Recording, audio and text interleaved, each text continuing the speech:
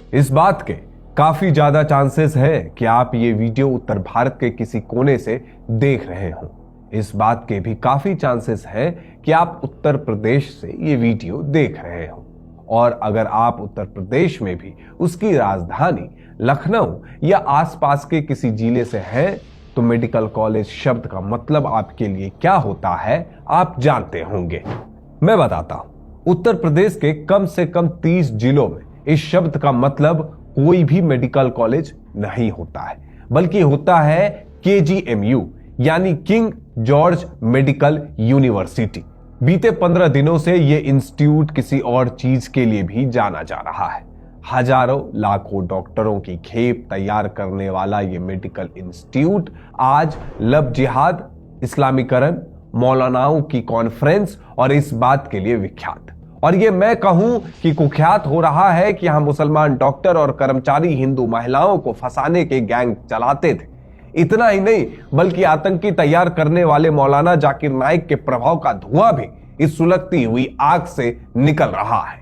अब तक आपको अंदाजा लग गया होगा कि मैं KGMU से हाल ही में सामने आए लव जिहाद केस की बात कर रहा हूं। आपको शायद अब तक यह पता चल गया होगा कि रमीजुद्दीन नाम के एक डॉक्टर ने कैसे हिंदू लड़की को फंसाया, लव जिहाद के जरिए उत्पीड़न किया, यौन शोषण किया, और इन सब पे उसका अब्बा और उसकी अम्मी समेत सारे लोग शामिल रहे। लेकिन मैं आपके सामने ब्रेकिंग न्यूज की शक्ल में चलने वाली वो खबरें नहीं बताने वाला हूं कि लव जिहाद करने वाला आरोपित रमीजुद्दीन गिरफ्तार हो गया है या वो कहां से पकड़ा गया। मैं आपको कुछ ऐसी डिटेल बताऊंगा जो आपको शायद बहुत परेशान करने वाली है। KGMU में इस्लामी कट्टरपंथ कहां तक अपने पैर फैला चुका है, इसका एक्सटेंट जानने के लिए ऑप इंडिया ने यहां के कई साल प्रैक्टिस कर चुके डॉक्टर भूपेंद्र सिंह से सच्चाई जानी है, और उन्होंने जो बताया है वो सुनकर आपके कान खड़े हो जाएंगे। डॉक्टर भूपेंद्र का कहना है कि आज से लगभग 20 साल पहले ही इस KGMU में जाकिर नाइक सिंड्रोम की एंट्री हो गई थी। मुस्लिम MBBS स्टूडेंट उसके कांटेक्ट में आ चुके थे, और आपको तो पता होगा कि कट्टरपंथ बता के नहीं आता, बल्कि इसके सिग्नल आपको चारों तरफ दिखने लगते हैं। डॉक्टर भूपेंद्र बताते हैं कि साल 2004 के बाद धीमे धीमे KGMU में हिजाब की एंट्री हो गई, उसे नॉर्मलाइज किया जाने लगा। जहां लड़कियां हिजाब और बुर्के पर शिफ्ट हो गई, तो मर्द भी दीन के पक्के होने लगे, दाढ़ी रखने लगे, जो धीमे धीमे बढ़ने लगी। वैसे आपको याद रखना चाहिए कि जाकिर नाइक जैसों के टारगेट पर भी कोई ऐसे लोग नहीं थे जो अनपढ़ या गरीब हो। खुद नाइक भी कोट पैंट वाला मौलाना रहा है। उसका फोकस ही पढ़े लिखे मुसलमानों को और कट्टर बना देना है और हिंदुओं में पढ़े लिखे वर्गों को इस्लाम में खींचना है। अगर आपको उदाहरण की जरूरत पड़ रही है तो मैं याद दिला दूं कि साल 2007 में ग्लासगो में हमला करने वाला कफील अहमद MPhil कर चुका था, लेकिन तब भी उसने आतंक की ही राह चुनी, क्योंकि जाकिर नाइक जैसों ने उसे समझाया कि यह करना ठीक है और ज्यादा पीछे जाने की जरूरत नहीं है बॉस। दिल्ली में धमाका करके फटने वाला उमर भी तो डॉक्टर ही था, उसके साथ हेल्प करने वाले भी डॉक्टर ही थे, और ये कोई घर से आतंकी बन के नहीं निकले, बल्कि किसी अस्पताल में काम करते हुए ही आतंकी बने थे। तो KGMU में लोगों पर जाकिर नाइक कैसा असर करता होगा यह आप अंदाजा लगा सकते हैं। वैसे KGMU की यह कहानी यही नहीं रुकती। डॉक्टर भूपेंद्र कहते हैं कि इन कट्टरपंथियों को बसपा और समाजवादी पार्टी की सरकारों के दौरान और बल मिला, और 2011-12 के आसपास तो आगरा में मेडिकल कॉलेज में इस्लामिक मेडिकोज मीट तक की बात सामने आई। डॉक्टर भूपेंद्र के अनुसार इसी टाइम मुस्लिम MBBS स्टूडेंट और डॉक्टर से हिंदू स्टूडेंट के निकाह की ज्यादा बढ़ी। इसी टाइम पर नॉर्मलाइज हुआ मौलानाओं का आना जाना, और आपको अपने स्क्रीन पर दिख रही ये फोटो KGMU से ही बताई गई है। अगर मैं ये स्पेसिफिक ना करूं तो शायद आपको लगे कि मैं किसी इस्लामी मरकज की तस्वीर आपको दिखा रहा हूं। डॉक्टर भूपेंद्र सिंह बताते हैं कि KGMU में धर्मांतरण और लव जिहाद का पूरा पैटर्न है। यह पैटर्न क्या है आपको समझाता हूं मैं। डॉक्टर भूपेंद्र सिंह बताते हैं कि कुछ मुस्लिम नर्सें योजनाबद्ध तरीके से हिंदू नर्सों और मुस्लिम स्टाफ के बीच दोस्ती करवाती है। धीरे धीरे बात शारीरिक संबंधों तक पहुंच जाती है और फिर धर्म परिवर्तन की दिशा में दबाव बनाया जाता है। डॉक्टर भूपेंद्र का दावा तो यहां तक है कि केजीएमयू के गांधी वार्ड में नर्सिंग स्टाफ की एक महिला का धर्मांतरण कराकर निकाह कराया गया और एक अन्य मामले में धर्मांतरण हो चुका है और निकाह की तैयारी बताई जा रही है। यहां तक कि रेप का एक और मामला भी यहां से सामने आ चुका है। केजीएमयू के एक इंटर्न डॉक्टर मोहम्मद आदिल पर नर्सिंग छात्रा के साथ बलात्कार करने का आरोप लगाया गया था।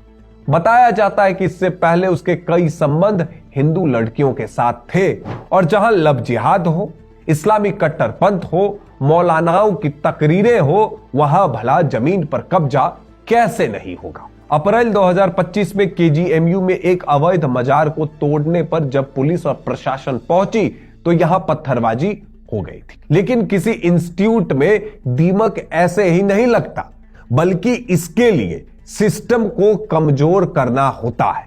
जाकिर नाइक की एंट्री हो या इस्लामी मौलानाओं की तस्वीरें, ये लोग तब तक एंट्री नहीं पा सकते हैं जब तक इस संस्थान के कुछ लोगों को कट्टरपंथ के प्रति प्रेम ना उमड़े। और केजीएमयू के इस समय क्या हाल है आप रमीज उद्दीन के केस से समझ सकते हैं, क्योंकि केजीएमयू में इंट्रोडॉक्ट्रिनेशन का यह मामला सिर्फ छात्रों या जूनियर डॉक्टर तक सीमित नहीं है। आरोप है कि केजीएमयू में नीचे से ऊपर तक यानी वीसी से लेकर प्रोफेसर स्तर तक इस कट्टर सोच की घुसपैठ हो गई है। डॉक्टर भूपेंद्र ने बताया कि जब डॉक्टर रमीज का मामला सामने आया तब पीड़िता के पिता उसी दिन विभागाध्यक्ष यानी एचओडी सुरेश बाबू के पास पहुंचे जिस दिन उनकी बेटी ने आत्महत्या करने की कोशिश की थी, लेकिन तब उनकी बात नहीं सुनी गई। आरोप है कि विभाग के दो कट्टर फैकल्टी डॉक्टर सुमायरा कयूम और डॉक्टर वाहिद अली ने फैकल्टी मीटिंग में विभागाध्यक्ष सुरेश बाबू पर दबाव बना दिया। यह भी आरोप है कि इसके बाद रेप पीड़िता को मानसिक तौर पर अस्थिर तक बताने की कोशिश की। सूत्र तो यहां तक कहते हैं कि कॉलेज के जूनियर डॉक्टर से यह लिखने का दबाव डाला गया कि हिंदू पीड़िता का चाल चलन ठीक नहीं है। मामले में कार्रवाई भी तब चालू की गई जब हिंदू संगठनों ने दबाव बनाया। हिंदू पीड़िता की सुनवाई क्यों नहीं हुई और केजीएमयू पर इस्लामीकरण को बढ़ावा देने के आरोप क्यों लग रहे हैं, उसके कई कारण हैं। आरोप यहां तक है कि यूनिवर्सिटी के वीसी ऑफिस में कट्टर लोग बैठे हैं जो कार्रवाई को प्रभावित कर रहे हैं और रमीज जैसे लोगों को संरक्षण दिला रहे हैं। और इसका एक सिरा समाजवादी पार्टी की अखिलेश सरकार से भी जाकर जुड़ता है। डॉक्टर भूपेंद्र सिंह ने आरोप लगाया है कि जब समाजवादी पार्टी की सरकार थी तब केजीएमयू में बड़े स्तर पर मुस्लिम फैकल्टी भरी गई थी।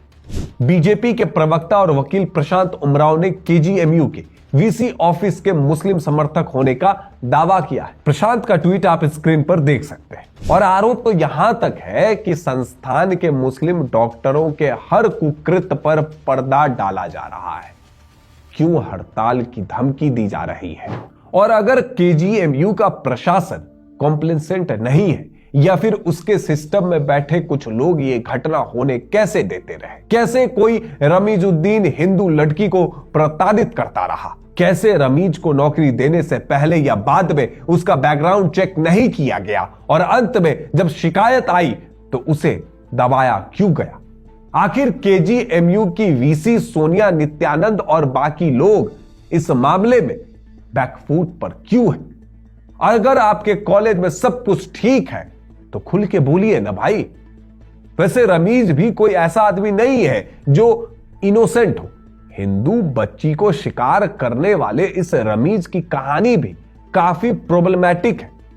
उसके बारे में भी डॉक्टर भूपेंद्र ने हमें कई सारी जानकारी दी। डॉक्टर भूपेंद्र बताते हैं कि इस कहानी की जड़ें पीलीभीत से शुरू होती है। रमीजुद्दीन और उसके अब्बा सलीमुद्दीन मूल रूप से पीलीभीत के रहने वाले थे। बाद में सलीमुद्दीन खटीमा जाकर बस गया और उसने अपना सरनेम मलिक रख लिया।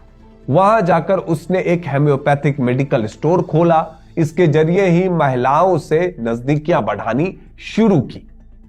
कहते हैं कि सलीमुद्दीन ने 4 हिंदू महिलाओं से निकाह किया और उन्हें मुस्लिम बनने पर मजबूर किया। सूत्रों के मुताबिक सलीमुद्दीन असल में पीलीभीत के एक काजी के संपर्क में था और देवबंद भी आता जाता रहता था। इसके बाद परिवार के भीतर मजहबी कट्टरता बढ़ती चली गई और वही हिंदू घृणा उनके बेटे रमीजुद्दीन तक पहुंची। रमीजुद्दीन पढ़ाई में तेज था। उसका चयन 2012 में आगरा मेडिकल कॉलेज में हो गया। यहीं से कहानी एक नया मोड़ लेती है। केजीएमयू में डॉक्टर रहे भूपेंद्र सिंह बताते हैं कि यह बात साल 2012 की है, जब रमीज ने आगरा के एसएन मेडिकल कॉलेज में एमबीबीएस में दाखिला लिया। इसी दौरान आगरा मेडिकल कॉलेज में इस्लामिक मेडिकोज मीट नाम से बैठक होने लगी और इन बैठकों में मौलाना और सीनियर छात्र जूनियर्स को यह सिखाने लगे कि हिंदू लड़कियों से कैसे नजदीकियां बढ़ाई जाए। इस्लामिक मेडिकोज के नाम पर एक व्हाट्सएप ग्रुप भी था जिसमें ये कट्टरपंथी जुड़े हुए थे। डॉक्टर भूपेंद्र ने कहा कि उस कॉलेज में कई मुस्लिम डॉक्टरों ने हिंदू लड़कियों को प्रेम जाल में फंसाया और बाद में उनका धर्म परिवर्तन कराया। रमीज के भी 4-5 करीबी मुस्लिम दोस्त थे जो इसी सोच के साथ काम कर रहे थे। केजीएमयू में उसका एक दोस्त पिछले 1 साल से इसी तरह की गतिविधियों में लगा हुआ है और इसी सोच का परिणाम है कि रमीज आज जब गिरफ्तार हुआ है तो उसका नेक्सस मिल रहा है। रिपोर्ट्स में यह भी है कि उसके लिंक पीएफआई तक से। वैसे इस्लामीकरण की यह समस्या सिर्फ केजीएमयू या आगरा तक सीमित नहीं। डॉक्टर भूपेंद्र का कहना है कि बस्ती और बुलंदशहर मेडिकल कॉलेज भी इसी समस्या से पीड़ित है। कहीं नमाज के लिए एक्स्ट्रा कमरे की मांग हो रही है तो कहीं एचओडी पर हदीस पढ़ने के आरोप लग रहे हैं। कुल मिलाकर केजीएमयू से जो जिन लव जिहाद के मामले के रूप में बाहर निकला है, ये कोई स्टेड अलोन केस नहीं है, बल्कि ये वो वार्निंग है जिससे हमें समझ जाना चाहिए कि इस देश में हर शहर में एक अल फलाह मेडिकल कॉलेज पनप रहा है। हर शहर में कोई डॉक्टर उमर तैयार हो रहा है, उसको शह देने वाली डॉक्टर शाहीन तैयार हो रही है और फिर आतंक को सपोर्ट देने और आतंकियों को छोड़ने वाली लॉबी तो है ही उनकी मदद करने के लिए। देखते रहिए ऑप इंडिया।